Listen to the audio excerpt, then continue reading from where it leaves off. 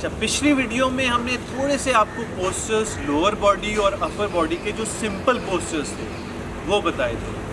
अगर उसके आप आदी हो गए हैं, करने लगे हैं, कभी भी एक एक्सरसाइज पे हैबिचुअल नहीं होना है, कुछ नए वर्जन उसमें शामिल ज़रूर करें। और ये आप अपनी कैपेबिलिटी के लिहाज से देख सकते हैं कि नेट पे देख सकते हैं कि इससे मिलता जुलता और क्या है जो इसमें एडिट करूं, ताकि फिर एडिशनल बेनिफिट मिलना शुरू हो।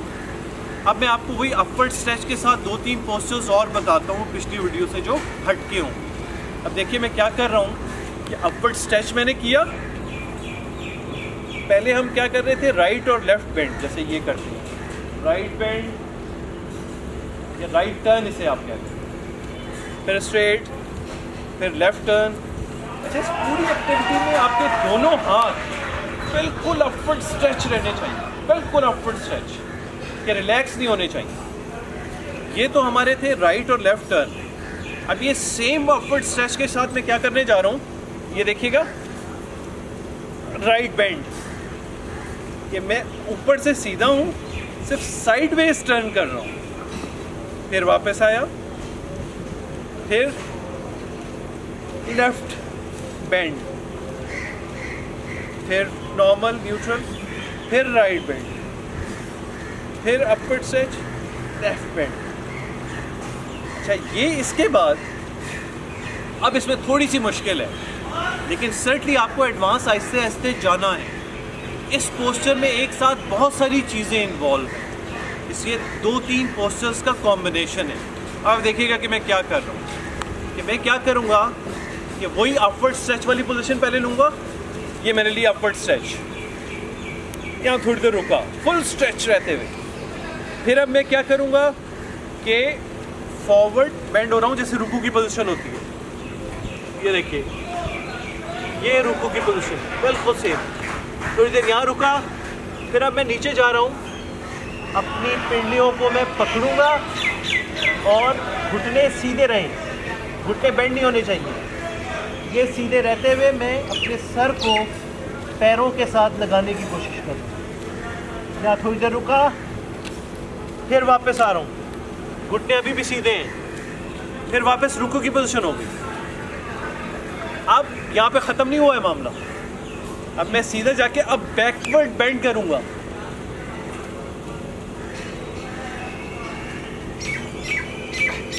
ये एक साथ आपने बॉडी के तकरीबन सारे muscles, even neck muscle, back muscle, thigh muscle, calf muscle, हाथ, शोल्डर, सब कुछ हो गए इस एक पोस्चर में। और ये आसान नहीं है, इसको आप पहले प्राइम करेंगे, बाकी वीडियोस के पोस्चर्स के बाद फिर ये कर सकेंगे। फिर एक बार देख लें क्या किया।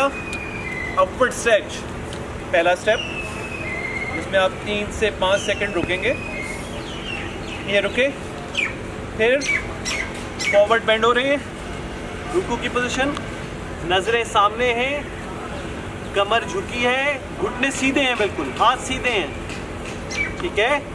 फिर वापस नीचे जा रहे हैं,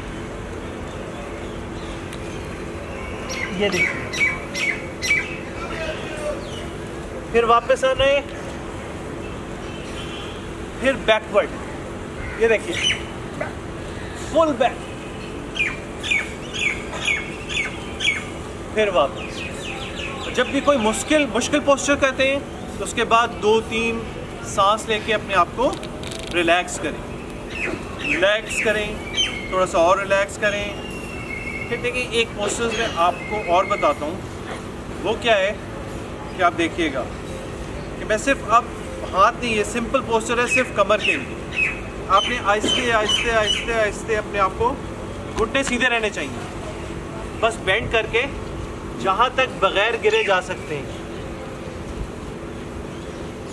कमर पे हाथ, फिर वापस। ये अपने हिसाब से करना है, इनिशियली आपकी जितनी लिमिट है उससे थोड़ा सा आगे एक्सटेंड करें, फिर आहिस्ते आहिस्ते इसको बढ़ाते जाएं। ये वापस, फिर ये वापस, ठीक। अब इसके साथ ही अभी हम फॉरवर्ड और बैकवर्ड बेंड कर रहे थे, अब ये वाला हाथ यहाँ से उठ के यूँ आ जाएगा, देखें मैं क्या कर रहा हूँ, साइड बेंड। इस हाथ से इसको दबा रहा हूँ कि ये कमर इस तरफ जाए और मेरा जिस्म इस तरफ जाए। और फिर इसका थोड़ा सा एडवांस वर्जन ये है कि अपनी इस हाथ की हथेली को देखने की कोशिश करें। ये देखें, फिर सेम वापस न्यूट्रल पोजीशन आई, फिर ये हाथ इधर आ गया, अब ये हाथ ऊपर जाएगा। ऊपर जाते हुए इस हाथ से मैं धक्का दे रहा हूँ जिस्म को इस तरफ, घुटने मेरे सीधे, और ये सब कुछ कमर के जॉइंट पे यानी हिप जॉइंट पे यहाँ पे मूवमेंट हो रही है, ये इस तरीके से। और फिर इसका एडवांस ये कि इसको इस हथेली को देखने की भी कोशिश करिए। ये एक बार और इसको देख लेते हैं। तो ये हमारा फिर लास्ट पोस्चर होगा आज की वीडियो का, साइड बेंड का।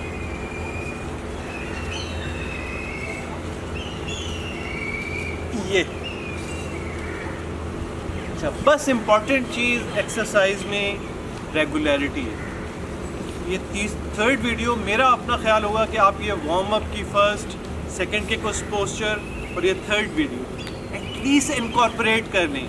इसमें आप हर पोस्चर को कुछ देर तक करते हैं, इनके सेट्स बनाते हैं, चाहे वो 5, 10, 15 टाइम्स, तो एटलीस्ट आपका आधा घंटा लगेगा इस पूरी एक्टिविटी में।